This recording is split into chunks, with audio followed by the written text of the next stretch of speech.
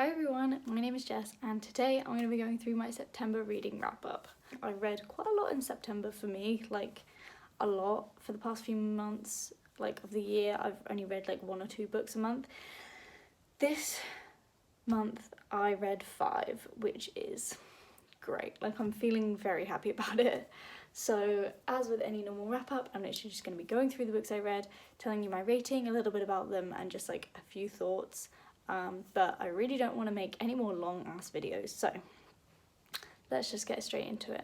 By the way, I hope you've all had a great September. You're going back to work, school, uni, whatever you're doing. Hope you're having a great time. The first book that I finished in September was The Raven King by Maggie Stiefvater. If you don't know, this is the 4th and last book in the Raven Cycle series by Maggie Stiefvater. The series follows a group of friends as they try to find a sleeping Welsh king that they believe is buried somewhere in their town that will grant them a favour, and it's about a whole lot more than that. It has such a great cast of characters. Basically, the Raven Cycle, as everyone knows, is my favourite series of all time. I reread them this summer along with the Raven reread that was being hosted on Twitter. I will link the videos that they made down below because they were really great. I loved rereading this series. I had a fantastic time. I can't even begin to explain how much I love it. It just got me so hyped for Call Down the Hawk, which is coming out in like a month.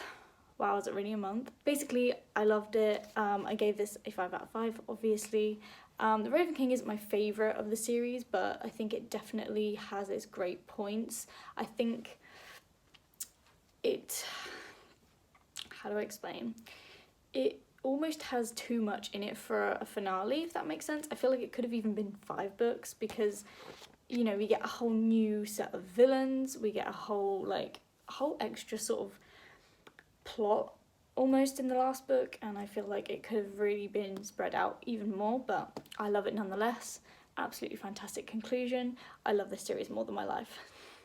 The next book that I read in September was, and I finally get to say it, Davy Jones and the Six by Taylor Jenkins Reid. Davy Jones and the Six, if you don't know, is about told as an oral history, so it's told in sort of interview format, about a band in the 60s called Davy Jones and the Six that sort of rose to popularity and why they broke up, everything that happened, all the drama, everything that came to be with this band. And I loved it. I really, really loved it. I loved it for different reasons than I thought I would love it. So let me just see what I rated it. Okay, so I rated it 4 stars, and I think that's a pretty fair judge to how much I loved it. I really, really loved it. Like sentimentally, this is such a fantastic book to me. Some of the quotes I really loved, different characters than I thought I was gonna love, and it really spoke to me about a few different things, and I really appreciate that. So yes, things I didn't love so much about it. It wasn't as full of drama as I thought it was going to be. I thought it was going to be really, really, high stakes drama, gossip, all that sort of thing. It wasn't as scandalous as I thought it was going to be, but it really made up for that with the characters and things that it taught me. It sounds really cheesy, but it's true. I absolutely adored this book, and I can't wait to listen to the audiobook when it comes out, I think this month on my system, so I'm very excited about it. Loved Davy Jones and the Six. Read it if you haven't, but everyone has already. So the next book that I read in September was one that I'm actually quite on it with the new releases this month. Well, okay, one new release. I'm getting better with reading new releases as they come out. So the next book that I read was American Royals by Catherine McGee.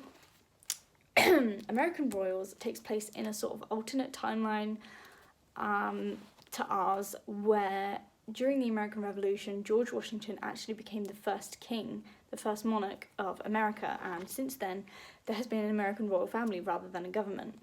And it then skips sort of to now, to present day, in this alternate timeline, and the modern American royal family, where there's the king, the queen, and they have 3 children. And the story is told from 4 different perspectives. There is the princess who is going to become queen imminently, the oldest princess. There is the younger princess who is sort of like, she refers to herself as the spare, so she doesn't think she has any value in the royal family. It's told by also the perspective of the younger princess's best friend and the younger prince's ex-girlfriend, and it's kind of, again, full of like scandal drama. I enjoyed it. I gave it 3 stars. I liked the style. I think it's a great beginning to like a great concept as well. I think it's really fun and sort of made me feel very glamorous, and like, it's, I don't know how to explain it. I think the concept is great. I really love the whole idea of it. I feel like we're getting a bit of a trend with like royal stories at the moment, and I'm really into it. You know, the drama, the scandal, the glamour. What really ruined it for me was all the romance. It just wasn't great. All of the romantic interests were the same. They were boring. It was very played out. That's why I gave it 3, but all in all, I think I would read the sequel when it comes out, because there is a sequel coming out. Would recommend if you want something sort of fun but also will really immerse you in this different world.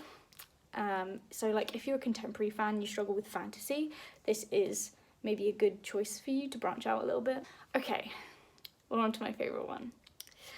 The next book that I read in September was The Disasters by M.K. England.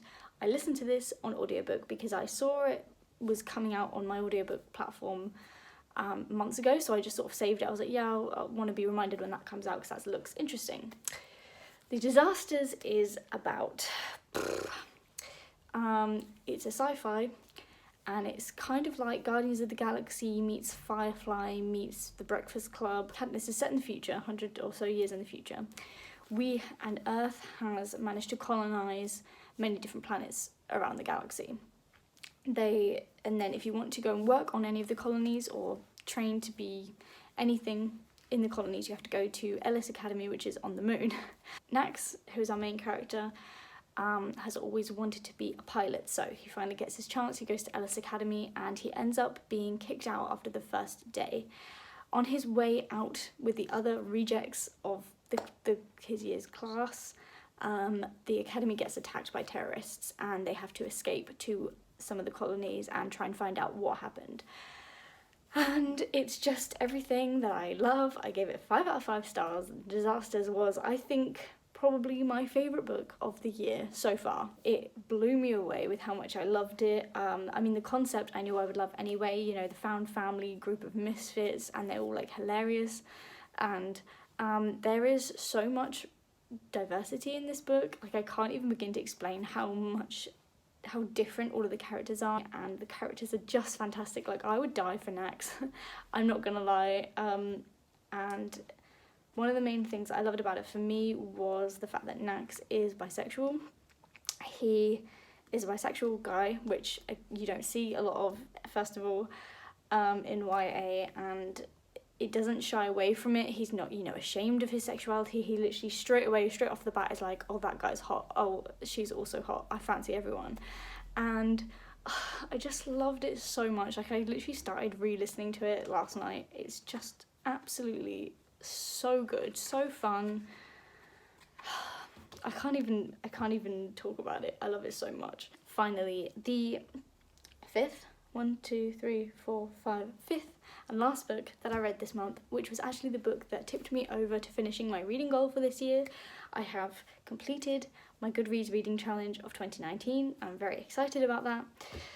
But the last book that I read, that I finished last night actually, was Release by Patrick Ness. I literally just picked this up because I was looking for something different, something quick. So I saw this in the library, picked it up. I have read More Than This by Patrick Ness before, and that was weird. Like, that was a weird book. I don't remember much of it except that it was strange. And Patrick Ness, I know, is so loved. He's won so many awards. He's really, really up there with YA. Release is about a young boy called Adam who, it follows the course of one day, and it follows this boy called Adam who, you know, wakes up goes about his normal day. He has a plan of what his day is going to look like, and a lot happens to mix up his life. A lot in this day happens that changes his life completely. And it's about him coming to terms with it. He's gay. And it's about him coming to terms with sexuality. It also has heavy religious influences because his family owns a non-denominational church, like a Christian non-denominational church, and a lot happens basically, and this poor boy, like, so much happens to him, but it also follows another narrative at the same time, sort of alongside his day. Earlier on in the year, a young girl was killed, murdered, in the lake that this town was like built around, and it sort of follows her spirit kind of rising from the lake, and she sort of goes on a hunt to, I don't even know, I'll give it 3 stars. And I feel kind of bad about that because the writing style is great. I love the characters in these books.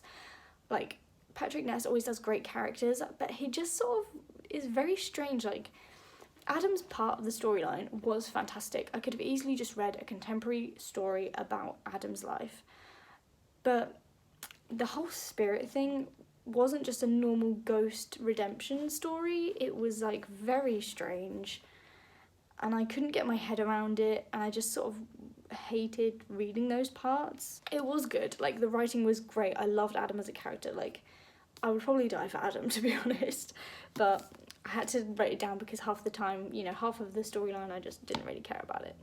But there we go. That was the most recent book that I finished in September. October, I'm not sure if I'm going to be reading that much just because I go back to uni on Monday and I'm going to have to read a lot for like my dissertation and stuff. Yay. But yes, that's everything I read this month. I hope you've also had a great reading month. Let me know what you're up to, what you're reading, how you're feeling. Are we still on that back to school hype, or are we, you know, falling off the deep end? Because I am already doing that, I haven't even started yet. If you like this video, please give it a thumbs up and subscribe if you want to see more bookish content from me in the future. Bye!